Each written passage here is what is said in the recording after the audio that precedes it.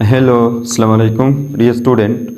आज हम पढ़ने वाले हैं top 60 most important and repeated MCQs of ETEA medical and engineering test of physics class 11 chapter 2 vector and equilibrium. मतलब कि क्लास 11 की जो फिजिक्स है इसमें chapter number 2 vector and equilibrium में हम top 60 most important and most repeated ETEA test वाले MCQ solve करेंगे। वो मेडिकल टेस्ट में भी आ रहे हैं और as well as engineering test में भी यही एमसीक्यूज जो है वो रिपीट हो रहे हैं। इससे पहले फर्स्ट ईयर फिजिक्स यानी फिजिक्स क्लास 11 का जो चैप्टर नंबर 1 है मेजरमेंट में, इसमें मैंने 60 most important and repeated MCQs upload किए हैं। मेरे ख्याल में 3 पार्ट्स में मैंने अपलोड किए थे और आज हम स्टार्ट करते हैं वेक्टर एंड एक्विलिब्रियम चैप्टर 2 की top most repeated and important MCQs जो है ईटा टेस्ट वाले, वो मेडिकल टेस्ट में आ सकते हैं as well as engineering test में रिपीट हो रहे हैं। यहाँ पे मैं एमसीक्यूज भी सॉल्व करूंगा और एज वेल एज ये एमसीक्यूज किस ईयर में आया हुआ है इस ईयर को भी मैं आप लोगों को बताऊंगा। मतलब ये कि ये जो 60 एमसीक्यूज हम कर रहे हैं, यहाँ पे हम सॉल्व कर रहे हैं, ये मेडिकल टेस्ट और इंजीनियरिंग टेस्ट वाले जो स्टूडेंट है उसको लाजमन देखना है। अगर आप लोग चाहते हैं कि हम मेडिकल और इंजीनियरिंग जो टेस्ट है उनको क्लियर कर लें, तो यहाँ पे आपने ये एमसीक्यूज तो ज़रूर देखने हैं। 99% जो चांस है वो ये है कि ये एमसीक्यूज जो है वो रिपीट होते हैं। तो पहला एमसीक्यूज जो है उसको हम सॉल्व करते हैं। फर्स्ट एमसीक्यूज नंबर फर्स्ट है which pair contain 1 vector and 1 scalar quantity. Option A displacement and acceleration, option B force and kinetic energy, option C momentum and velocity, option D power and speed. ये तो बहुत easy MCQs है। ये 2017 engineering test में आया हुआ है और ये कह रहा है कि जो बिलो जो मैंने ऑप्शन दिए हैं इस ऑप्शन में कौन सा वाला जो है वो एक स्केलर क्वांटिटी को रिप्रेजेंट करता है और एक वेक्टर क्वांटिटी को रिप्रेजेंट करता है। फर्स्ट वाला जो वेक्टर होना चाहिए और सेकंड वाला स्केलर होना चाहिए। तो डिस्प्लेसमेंट और एक्सेलरेशन को अगर हम देखें ऑप्शन ए को, तो ये तो दोनों वेक्टर है, ये नहीं हो सकता। फोर्स एंड काइनेटिक एनर्जी को अगर हम देखें तो फोर्स वेक्टर है और काइनेटिक एनर्जी जो है वो स्केलर है। ये ऑप्शन सही ऑप्शन है। चलो ऑप्शन सी को देखते हैं। मोमेंटम एंड वेलोसिटी ये दोनों वेक्टर है और ऑप्शन डी जो है पावर एंड स्पीड ये भी दोनों स्केलर है। तो इस तरह ऑप्शन बी जो है force and kinetic energy, this option is correct option. MCQs को आप कैसे सॉल्व करेंगे? पहले आपने जो है क्या करना है, रॉन्ग ऑप्शन को जो है देखने हैं और जो करेक्ट ऑप्शन है वो बच जाएगा, वो आपका करेक्ट ऑप्शन हो जाएगा। इस तरह नहीं कि आपने करेक्ट ऑप्शन को देख लिया और डायरेक्टली फेल किया और जो रॉन्ग ऑप्शन थे उसको देखा भी नहीं। इस तरह नहीं होना चाहिए। पहले आप रॉन्ग ऑप्शन को अलग कर ले, जो आंसर बच जाता है वो आपका करेक्ट आंसर होगा। तो एमसीक्यूज नंबर 1 में option B is the correct option. MCQs number 2 को सॉल्व करते हैं। The correct representation of vector A in the X Y plane is given in term of the rectangular component. Option A जो है A vector बराबर है A X I unit vector plus A Y J unit vector. Option B जो है ये A vector बराबर है A X plus A Y. Option C जो है this is equal to A X I unit vector plus A Y I unit vector. और option D जो है ए वेक्टर बराबर है A X I unit vector plus A Y I. तो यहाँ पे देखें, जब भी आप एक वेक्टर को रेक्टेंगुलर कंपोनेंट में लिखते हो तो रेक्टेंगुलर कंपोनेंट में जो वेक्टर होता है ये हमेशा के लिए ए एक्स आई यूनिट वेक्टर और plus A Y J unit vector और प्लस ए जेड के यूनिट वेक्टर के बराबर होता है। ये देखें, इसमें जो आई जे के है ये डायरेक्शन को रिप्रेजेंट करता है और जो ए एक्स ए वाई और ए जेड है ये इस वेक्टर की जो रेक्टेंगुलर कंपोनेंट है इनकी मैग्नीट्यूड को रिप्रेजेंट करता है।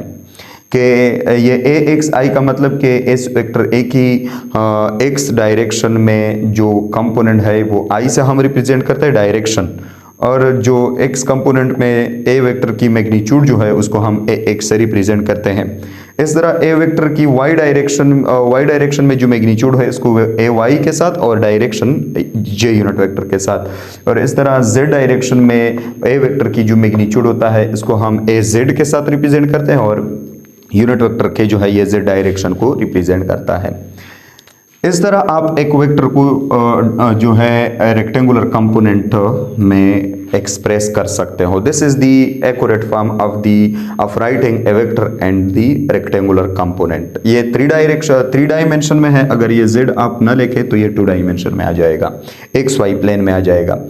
इसके अलावा आप इसको इस तरह भी लिख सकते हैं कि वेक्टर ए जो है दिस इज इक्वल टू, यहाँ पे अगर आप ए एक्स लिखते हो और इस पे एरो हेड डालते हो तो फिर आई यूनिट वेक्टर की लिखने की ज़रूरत नहीं है।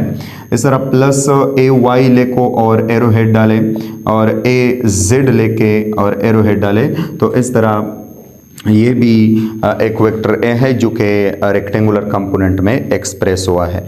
तो ये दो जो फॉर्म है किसी भी वेक्टर को इसके रेक्टेंगुलर कंपोनेंट में लिखने की, ये 2 फॉर्म एक्यूरेट फॉर्म है।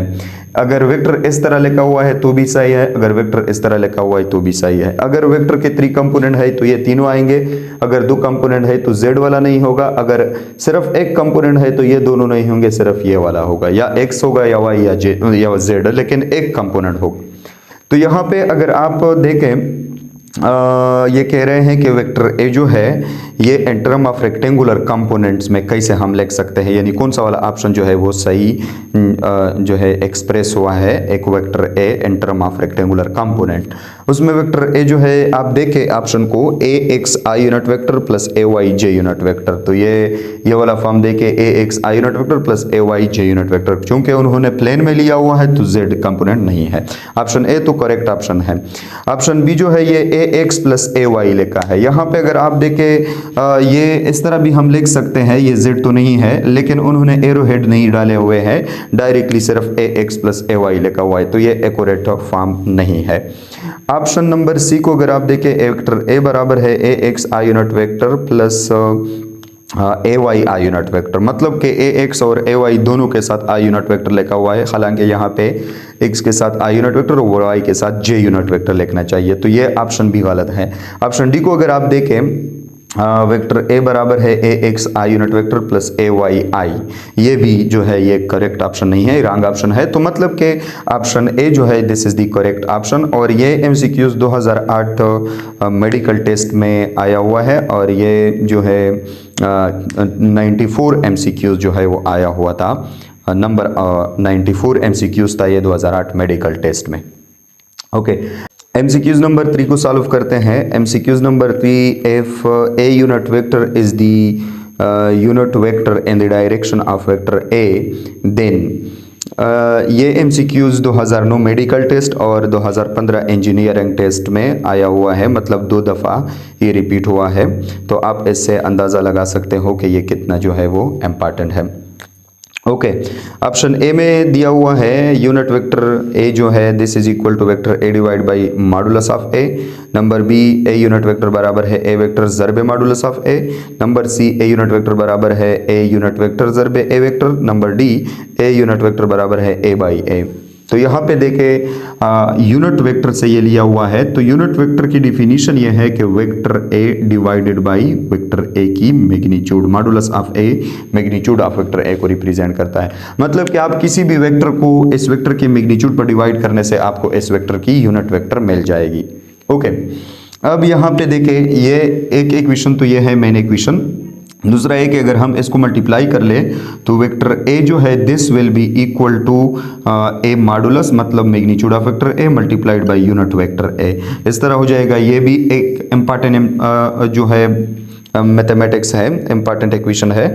और तीसरा जो है वो इस तरह के मॉडुलस ऑफ ए जो है वेक्टर ए की मैग्नीट्यूड जो है ये किसके बराबर हो जाएगा, ये vector A divided by unit vector, इस तरह हो जाएगा।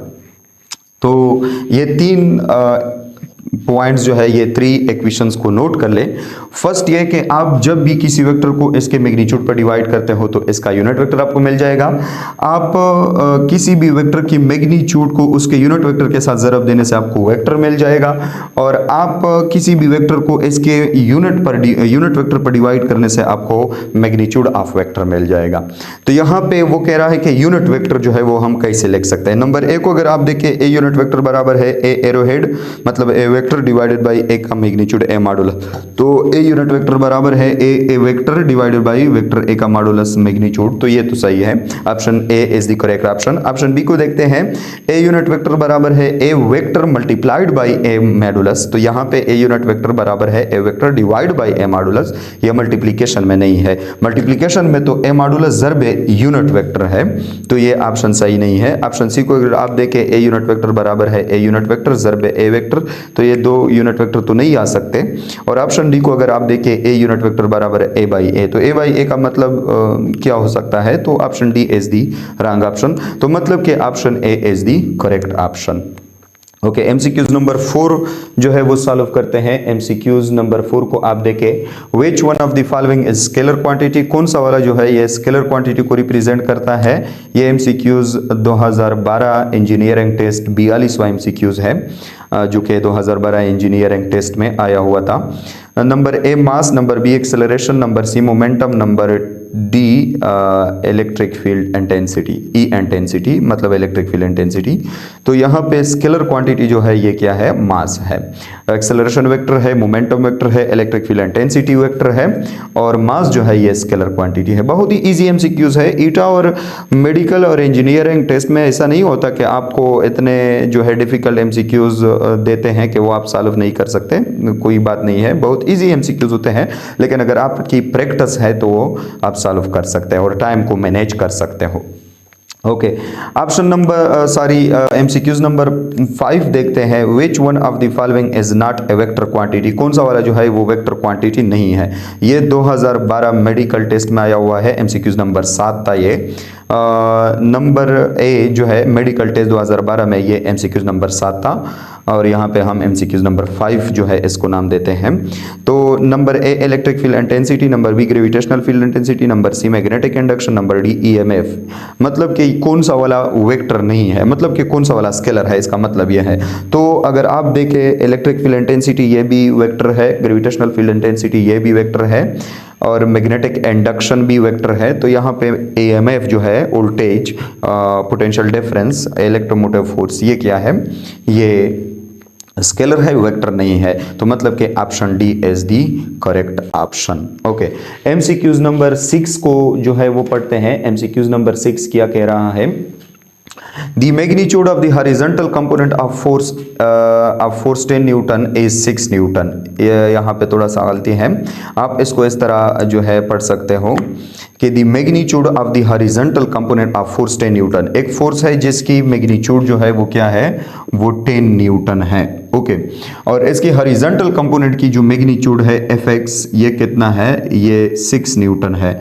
तो वो कह रहा है कि what is the vertical component, what is the magnitude of the vertical component of the force, मतलब कि फोर्स Fy कितना होगा, इस फोर्स की वर्टिकल कंपोनेंट कितना होगा। ये एमसीक्यूज जो है 2018 में, सॉरी ये एमसीक्यू 2018 बिल्कुल 2018 इंजीनियरिंग टेस्ट में दिया हुआ है। और ऑप्शन ए में 10 न्यूटन, ऑप्शन बी में 4 न्यूटन, ऑप्शन सी में 8 न्यूटन, ऑप्शन डी में 12 न्यूटन। मतलब आपके पास एक फोर्स है जो कि 10 न्यूटन है, और इसकी हॉरिजॉन्टल कंपोनेंट 6 न्यूटन है, और इसकी वर्टिकल कंपोनेंट कितना है ये हम जो है सॉल्व करेंगे। तो देखते हैं कि कौन सा वाला ऑप्शन जो है वो सही ऑप्शन है। तो इसको कैसे हम सॉल्व करेंगे? पाइथागोरस थ्योरम के मुताबिक, या आपको पता है कि जो फोर्स की जो मैग्नीट्यूड होता है एफ स्क्वायर, ये F X square plus F Y square के बराबर होता है, या इस तरह कि F is equal to F X square plus F Y square square root. लेकिन स्क्वायर रूट को अगर आप नहीं लिखते तो यहाँ पे आप एफ स्क्वायर लिख सकते हो। ओके, इफ हमें एफ वाई जो है मालूम करना है, एफ और एफ एक्स तो गिवन है, तो मतलब कि एफ वाई को यहाँ पे जोड़े, एफ एक्स को एफ की तरह एफ साइड पर शिफ्ट कर ले, तो ये F square minus F X square बन जाएगा और this will be equal to F Y square. अब एफ कितना है, एफ तो हमारे पास जो है वो 10 न्यूटन है, तो 10 न्यूटन होल स्क्वायर बन जाएगा, और प्लस एफ एक्स जो है सॉरी माइनस एफ एक्स जो है ये 6 न्यूटन, ये भी होल स्क्वायर बन जाएगा, this will be equal to F Y square. Okay, अब यहां से आ जाएगा 100 न्यूटन स्क्वायर, 10 10 है 100, और माइनस ये 36 न्यूटन स्क्वायर बन जाएगा, this will be equal to F Y square. और यहाँ पे 100 न्यूटन स्क्वायर है, ये 36 न्यूटन स्क्वायर है, ये आ जाएगा 64 newton square, this will be equal to F Y square. दोनों साइड का स्क्वायर रूट लेने से आपको मिल जाएगा कि F Y square square root this is equal to 64 newton square square root, ये कैंसिल हो जाएगा F Y, and this will be equal to 64 का जो स्क्वायर रूट है ये 8 के बराबर है, और newton square square root cancel होकर न्यूटन बन जाएगा, मतलब कि एफ वाई जो है ये 8 न्यूटन है। Vertical component of this force is 8 newton, मतलब option C is the correct option. Okay, MCQs number 7 को अगर आप देखें, एमसीक्यूज नंबर 7 क्या कह रहा है, two forces having magnitude 3.5 Newton and 5.5 Newton are acting to a body, which one of the following cannot be the resultant measurement, cannot ये यहाँ पे लिखा हुआ है। This is very important MCQs, और ये इंजीनियरिंग टेस्ट 2018 में आया हुआ था और मेडिकल टेस्ट 2014 में भी आया हुआ था। तो यहाँ पे उन्होंने कहा है कि आपके पास दो फोर्सेस है, एक 3 कितना है, एक 3.5 न्यूटन है, 3.5 न्यूटन। F1 फोर्स जो है यहाँ पे, F1 force this is 3.5 Newton, और F2 फोर्स जो है ये 5.5 न्यूटन है। ओके, अब वो कह रहा है कि आप मुझे बताएं, ये एक बॉडी पे अमल कर रहे हैं, और आप मुझे बताएं कि इन दो फोर्सेस की जो कौन सा वाला ऑप्शन है जो कि इसकी रिजल्टेंट नहीं हो सकता। तो इस तरह के एमसीक्यूज को सॉल्व करने के लिए पहले आप रूल जो है वो सीख ले के इसको हम कैसे सॉल्व करेंगे। इस तरह अलॉट ऑफ एमसीक्यूज आपको आ सकते हैं, सिर्फ इसके जो है वैल्यू में फर्क होगा, या इस तरह होगा, यहाँ पे लिखा हुआ है कि कौन सा वाला जो है वो पॉसिबल नहीं हो सकता, और इस तरह भी आपको लिख सकता है कि कौन सा वाला पॉसिबल है। तो यहाँ पे आप इसको सॉल्व करने के लिए पहले आप दोनों को जमा करेंगे, F1 प्लस F2। इसको जमा करने से आपको मैक्सिमम रिजल्ट इसकी इन दोनों फोर्सेस की आ जाएगी कि मैक्सिमम रिजल्ट या कितना जो है पॉसिबल रिजल्ट दे सकता है। तो जमा करने से ये कितना हो जाएगा, ये 3 + 5 8 5 मतलब 9 न्यूटन।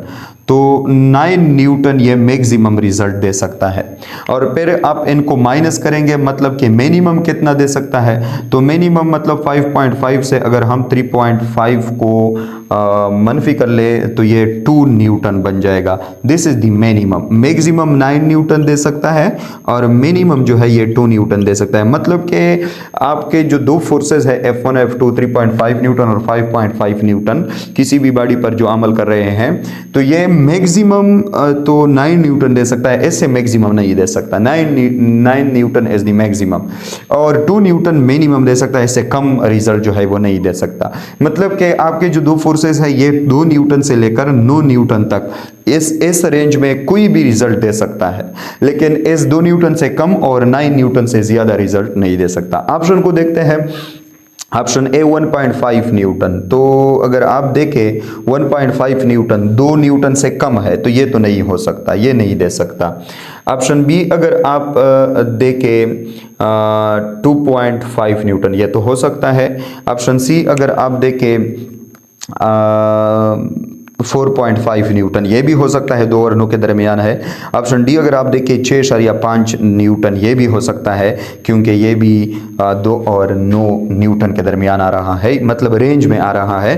तो ऑप्शन ए जो है ये करेक्ट ऑप्शन है क्योंकि ये 1.5 न्यूटन है और 1.5 न्यूटन 2 न्यूटन से कम आ रहा है, मतलब कि मिनिमम से भी कम आ रहा है, तो ये रिजल्ट जो है ये पॉसिबल नहीं है। मतलब कि option A is the correct option. This is MCQ number 7. अब हम MCQs नंबर 8 को देखते हैं। MCQs नंबर 8 क्या कह रहा है? The vector P make 120 degree with x axis and vector Q make 30 degree with y axis, then their resultant is। एक हम यहाँ पे पहले कोऑर्डिनेट सिस्टम को ड्रा करते हैं। तो कोऑर्डिनेट सिस्टम में वो कह रहा है कि एक वेक्टर P है और वेक्टर P जो है वो कितना एंगल बना रहा है? वेक्टर P 120 डिग्री एंगल बना रहा है। मतलब कि यहाँ ये 120 डिग्री हो जाएगा। सेकेंड क्वाड्रेंट में ये वेक्टर P आ रहा है और जो वेक्टर Q है ये 30 डिग्री बना रहा है। मतलब यहाँ पे दिस इज 30 डिग्री। ये वेक्टर Q है, फर्स्ट क्वाड्रेंट में आ रहा है। तो अगर आप यहाँ पे देखें, एक 30 डिग्री और एक 120 डिग्री, तो मतलब कि P और Q के दरमियान कितना डिफरेंस है? 90 डिग्री। 120 से 30 माइनस कर ले तो ये P और Q आपस में 90 डिग्री पर है, मतलब परपेंडिकुलर है आपस में। ओके, ये तो डायग्राम है।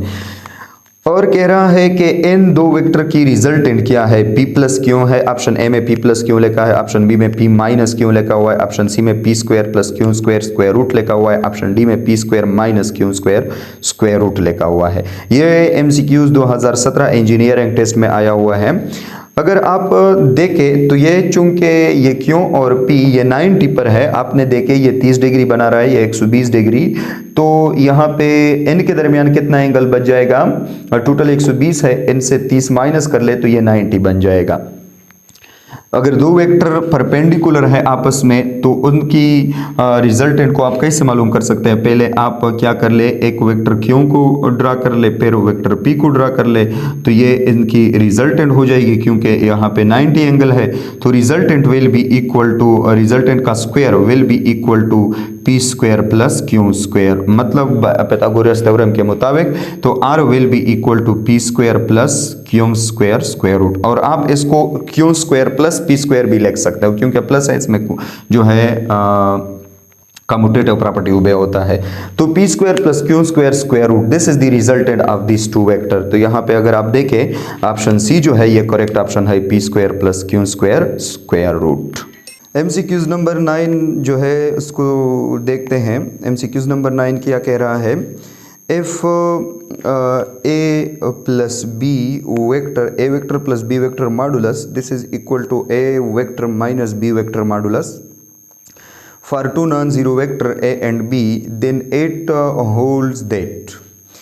ये कह रहा है कि अगर आपके पास दो वेक्टर है a प्लस b जो कि नॉन जीरो वेक्टर है और इनके a प्लस b का मॉडुलस, मतलब कि a प्लस b वेक्टर की जो मॉडुलस है, मतलब कि a प्लस b से a vector plus b vector, मतलब कि इन दोनों वेक्टर की सम से, वेक्टर एडिशन से, इन दो वेक्टर की एडिशन से जो वेक्टर आ रहा है रिजल्टेंट वेक्टर, इसकी मैग्नीट्यूड, ये a प्लस b से आपको एक वेक्टर मिल जाएगा और इस पे अगर आप मॉडुलस लेते हो तो मतलब कि a प्लस b से आपको जो वेक्टर मिल रहा है उसकी मैग्नीट्यूड की बात आप करते हो।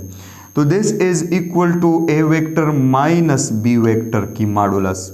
इसका मतलब ये है कि आपके पास जो दो नॉन जीरो वेक्टर है a vector and b vector, और आपने पहले इन दो वेक्टर को जमा किया और आपके पास एक रिजल्टेंट वेक्टर आ गया जिस पे आपने मॉडुलस लेके, मतलब इसकी मैग्नीट्यूड लिया, फिर आपने इन दो वेक्टर को माइनस कर लिया, फिर इस पे मॉडुलस लिया, मतलब कि subtraction of this two vector से जो रिजल्टेंट आ रहा है और addition of this two vector से जो रिजल्टेंट आ रहा है, इन रिजल्टेंट पर आपने मॉडुलस लिया, मतलब कि आप इन दो रिजल्टेंट की मैग्नीट्यूड की बात करते हो। तो वो कह रहा है कि इन दो रिजल्टेंट वेक्टर की मैग्नीट्यूड इक्वल है, जबकि a और b दो नॉन जीरो वेक्टर है। तो ये आपको क्या जो है वो दे रहा है, ये कब जो है वो पॉसिबल है, ये कब सही होता है? नंबर ए, जब vector a and b are perpendicular, ये दोनों जब परपेंडिकुलर होंगे। Vector a and b are parallel, ये दोनों जब पैरेलल होंगे। Vector c a and b are coplanar, ये जो कोप्लेनर होंगे। और number D, a and b are non, या मतलब कोई नॉन कोप्लेनर, ये नॉन कोप्लेनर होंगे। तो यहाँ पे देखें, जब भी आपके पास दो वेक्टर, ये सिर्फ ये केस जो है, ये केस ये सिर्फ एक एंगल के लिए आ सकता है जो कि 90 डिग्री है। ये नोट कर ले, जब भी आपके पास दो वेक्टर्स 90 पर होंगे तो ये a plus B will be equal to a minus B, ये नोट कर ले। और कोई एंगल के लिए यह नहीं हो सकता, सिर्फ ये एंगल है। तो अगर आप देखें फॉर एग्जांपल यहाँ पे एक वेक्टर a है और यहाँ पे एक वेक्टर b है, वेक्टर a और वेक्टर b को मैंने ऐड किया हुआ है हेड टू टेल रूल के थ्रू, तो दिस इज द रिजल्टेंट, और ये रिजल्टेंट जो है ये a vector plus b vector के बराबर है। This is the resultant. अब अगर आप a माइनस बी करते हो तो a तो वही डायरेक्शन में आप ड्रा करोगे, लेकिन जो b है इसकी पे नेगेटिव आप लेंगे पहले, तो ये b जो है ये डाउनवर्ड डायरेक्शन में ड्रा होगा। आपको नेगेटिव वेक्टर का पता है कि नेगेटिव ऑफ वेक्टर कैसे कहते हैं। एक वेक्टर को अगर आपको इस तरह एक वेक्टर दिया हुआ है, vector a vector b any one vector, तो इसकी नेगेटिव को बनाने के लिए सिर्फ आप इस वेक्टर के अपोजिट में एक वेक्टर ड्रा कर ले जो कि मैग्नीट्यूड में इक्वल हो, डायरेक्शन में अपोजिट हो, तो ये माइनस a वेक्टर हो जाएगा। तो इस तरह अगर आप ये तो आपने a प्लस बी किया, अब आप a माइनस बी करते हो तो a माइनस बी के लिए आप b वेक्टर की नेगेटिव बनाएंगे, तो ये नेगेटिव में बना लिया, this is equal to vector r। लेकिन ये वेक्टर r जो है ये a माइनस बी के बराबर है और ये वेक्टर r जो है ये a प्लस बी के बराबर है। अब इन दो वेक्टर को अगर आप देखें, एक रिजल्टेंट a प्लस बी से आया हुआ है और एक रिजल्टेंट a माइनस बी से आया हुआ है। चूंकि यहाँ पे a और b क्या है, परपेंडिकुलर है, 90 डिग्री है इन दोनों के दरमियान, तो यहाँ पे इन दो रिजल्टेंट वेक्टर की डायरेक्शन तो सेम नहीं है। एक की डायरेक्शन देखे और दूसरे की डायरेक्शन को देखे, डायरेक्शन तो सेम नहीं है, लेकिन इन दो वेक्टर्स की मैग्नीट्यूड क्या है वो सेम है। और उन्होंने एमसीक्यूज में ऐसा नहीं लिखा हुआ है कि a plus B vector this is equal to a minus B vector, ये कभी बराबर नहीं हो सकते for two non zero vector. यहाँ पे इन्होंने वेक्टर फॉर्म में आपको इक्वलाइज नहीं किया हुआ है, बल्कि उन्होंने इन दो रिजल्टेंट वेक्टर की मैग्नीट्यूड लिया हुआ है। तो इन दो रिजल्टेंट वेक्टर की मैग्नीट्यूड कब बराबर होते हैं a प्लस बी और a माइनस बी के, जब a और b दो नॉन जीरो वेक्टर होंगे और इनके दरमियान एंगल 90 होगा। मतलब कि ऑप्शन a में जो है वो करेक्ट ऑप्शन है, a प्लस a and b perpendicular, a और b जो है ये परपेंडिकुलर वेक्टर होंगे। a and b are parallel अगर आप लेंगे, जब दो वेक्टर पैरेलल होते हैं तो पैरेलल में a प्लस बी जो है ये मैक्सिमम रिजल्ट देता है। अगर हम इसको a माइनस बी करते हैं, मतलब एंटी पैरेलल बनाते हैं b को, तो ये मिनिमम रिजल्ट देगा। तो यहाँ पे जो मैग्नीट्यूड है मैक्सिमम और मिनिमम ये सेम नहीं हो सकते, इक्वल नहीं हो सकते। इस तरह ये ऑप्शन बी जो है ये इनकरेक्ट ऑप्शन है। और ऑप्शन सी अगर आप देखें a and b are coplanar, तो यहाँ पे ये दो वेक्टर जो है ये जो परपेंडिकुलर आ रहे हैं ये भी कोप्लेनर फोर्सेस है, मतलब कि सेम प्लेन में आ रहे हैं। लेकिन यहाँ पे वेक्टर तो कोप्लेनर है, लेकिन ज़रूरी नहीं है कि जितने भी कोप्लेनर वेक्टर हो उनके दरमियान एंगल 90 हो। कोप्लेनर वेक्टर तो इस तरह भी हो सकते हैं कि vector a and vector b vector c and so on. तो इस तरह ये जो a प्लस बी और a minus B modulus this are equal, ये सिर्फ और सिर्फ एक एंगल के लिए वैलिड है जो कि 90 है। तो कोप्लेनर इस तरह इसलिए वैलिड नहीं है क्योंकि कोप्लेनर में तो एनी वन एंगल आ सकता है। और ऑप्शन डी जो है नॉन कोप्लेनर, तो ये भी नहीं हो सकता। मतलब कि ऑप्शन ए जो है ये करेक्ट ऑप्शन है। और ये एमसीक्यूज 2017 इंजीनियरिंग टेस्ट में आया हुआ है। ओके, एमसीक्यूज नंबर 10 को सॉल्व करते हैं। एमसीक्यूज नंबर 10 क्या कह रहा है, the sum of two forces acting at a point is 60 newton if the resultant is 10 newton and its direction is perpendicular to minimum force, then force is। ये बहुत ही अहम और इम्पॉर्टेंट एमसीक्यूज है, 2017 medical test में भी आया हुआ था ये एमसीक्यूज। और वो कह रहा है कि आपके पास दो फोर्सेस है F1 और F2, और F1 और F2 की जो सम है ये 16 न्यूटन के बराबर है। F1 और F2 की जो एडिशन है, सम है, वो 16 न्यूटन के बराबर है। और इसकी जो रिजल्टेंट आ रहा है, इन दोनों की जो रिजल्टेंट आ रहा है ये रिजल्टेंट 8 न्यूटन के बराबर है। और ये रिजल्टेंट जो है इन दो फोर्सेस में, इन F1 और F2 दो फोर्सेस जो है इनमें से एक जो है मैक्सिमम है और दूसरा मिनिमम है। मतलब एक छोटा है और एक बड़ा फोर्स है। तो इसकी जो रिजल्टेंट आ रहा है इन दोनों की 8 न्यूटन, इनकी सम 16 न्यूटन के बराबर है, इनकी रिजल्टेंट 8 न्यूटन के बराबर है। और ये जो रिजल्टेंट दे रहा है ये ये इन दोनों में से जो मिनिमम फोर्स है इस मिनिमम फोर्स को परपेंडिकुलर है। ये रिजल्टेंट इन दोनों में से एक मिनिमम फोर्स है, इसको परपेंडिकुलर है। तो वो कह रहे हैं कि F1 और F2 कौन से की मैग्नीट्यूड कितना हो सकता है। ऑप्शन में दिया हुआ है, ऑप्शन ए में दिया हुआ है कितना 6 newton and 10 newton, option B में दिया हुआ है 8 newton and 8 newton, option C में दिया हुआ है 4 newton and 12 newton, option D में दिया हुआ है 5 न्यूटन एंड 11 न्यूटन। अगर आप देखें ऑप्शन बी तो नहीं है इसमें, वो तो आप इससे आज़ाद हुए हैं क्योंकि वो 8 न्यूटन और 8 न्यूटन दोनों बराबर फोर्स लिए हुए हैं। और यहाँ MCQs की स्टेटमेंट में दिया हुआ है कि ये रिजल्टेंट जो है ये मिनिमम फोर्स जो है इसको परपेंडिकुलर है, मतलब कि यहाँ पे एक छोटा फोर्स है एक बड़ा फोर्स है, और वहाँ पे ऑप्शन में 8 न्यूटन और 8 न्यूटन दिए हुए हैं, मतलब कि इक्वल तो ये नहीं हो सकते। ये ऑप्शन बी तो पहले से रॉन्ग हुआ। अब ऑप्शन ए को अगर आप देखें 6 न्यूटन और 10 न्यूटन, 6 न्यूटन और 10 न्यूटन को अगर आप सम करते हो तो 16 न्यूटन आ रहा है, ये तो आ रहा है।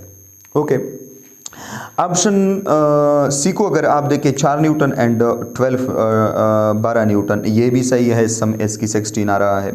और ऑप्शन डी को देखें 5 न्यूटन एंड 11 न्यूटन, इसकी भी सम जो है 16 के, यानी इन तीनों ऑप्शन के जो सम है वो तो 16 न्यूटन के बराबर आ रहा है। मतलब कि फर्स्ट स्टेटमेंट जो है MCQs की ये तो तीनों पे सूट करता है। अब हम देखते हैं कि ये इन तीनों में से कौन सा पेयर है, और इन तीनों में से अगर आप देखें ए में जो है 6 न्यूटन और 10 न्यूटन, इसमें 6 वाला जो है मिनिमम फोर्स है। सी में अगर आप देखें 4 न्यूटन और 12 न्यूटन, इसमें 4 वाला मिनिमम फोर्स है। और डी में अगर आप देखें 5 न्यूटन एंड 11 न्यूटन, इसमें 5 न्यूटन जो है ये मिनिमम फोर्स है। अब हम क्या करते हैं, हम फॉर एग्ज़ाम्पल हमारे पास जो है एक फोर्स है F1, या फॉर एग्ज़ाम्पल हमारे पास F2 फोर्स है, और F2 को हमने क्या कर लिया, मिनिमम फोर्स जो है वो लिया है, मिनिमम फोर्स।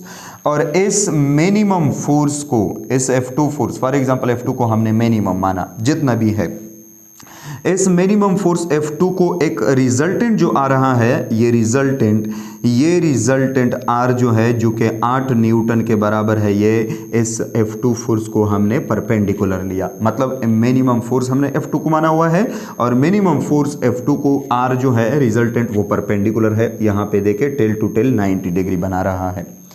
तो अगर ये F2 फोर्स है और ये रिजल्टेंट है 8 न्यूटन जो कि F2 को परपेंडिकुलर है, तो F1 कहाँ पे रहेगा, दिस इज दी F1, ये F1 हो जाएगा, दिस इज अ F1, ये F1 हो जाएगा। तो मतलब this is F2 force, this is F1 force and this is R।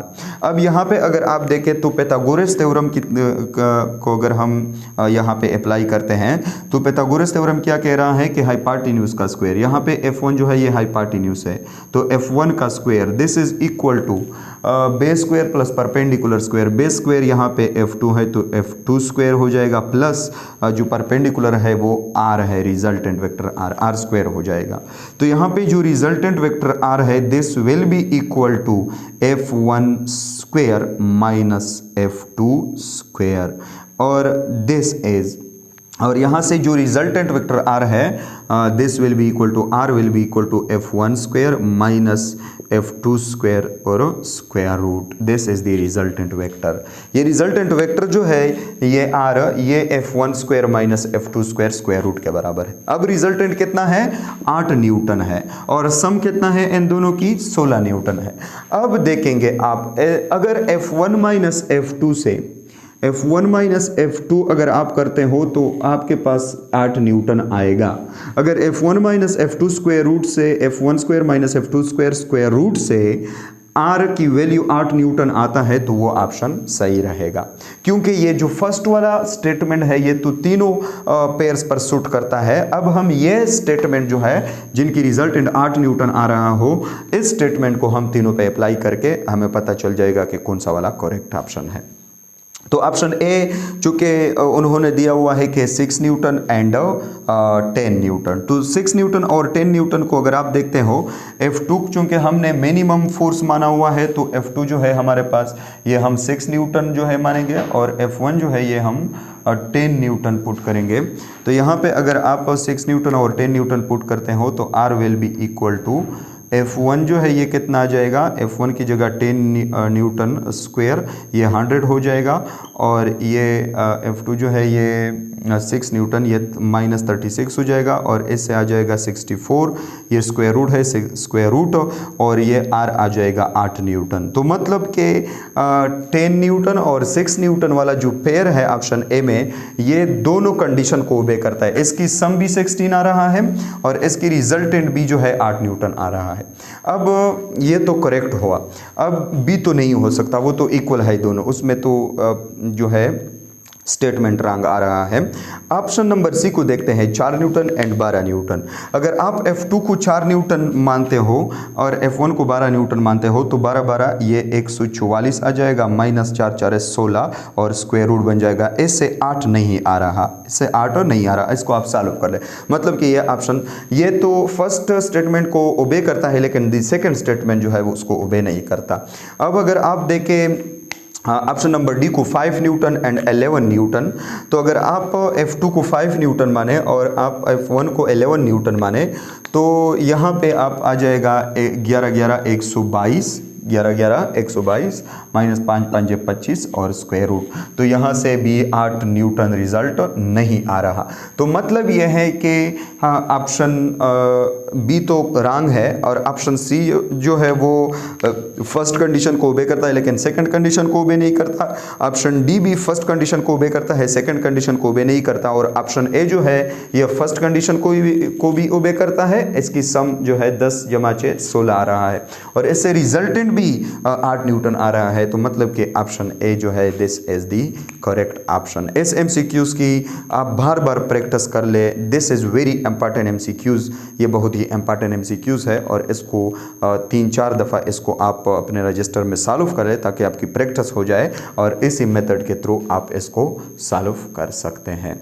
These are the 10 top most important and repeated MCQs in chapter number 2 vector and equilibrium, and this is the first part of our 60 top most important and repeated MCQs, and in second part we will discuss about the next 11 to 20 MCQs, and for now these are sufficient. Okay, thank you.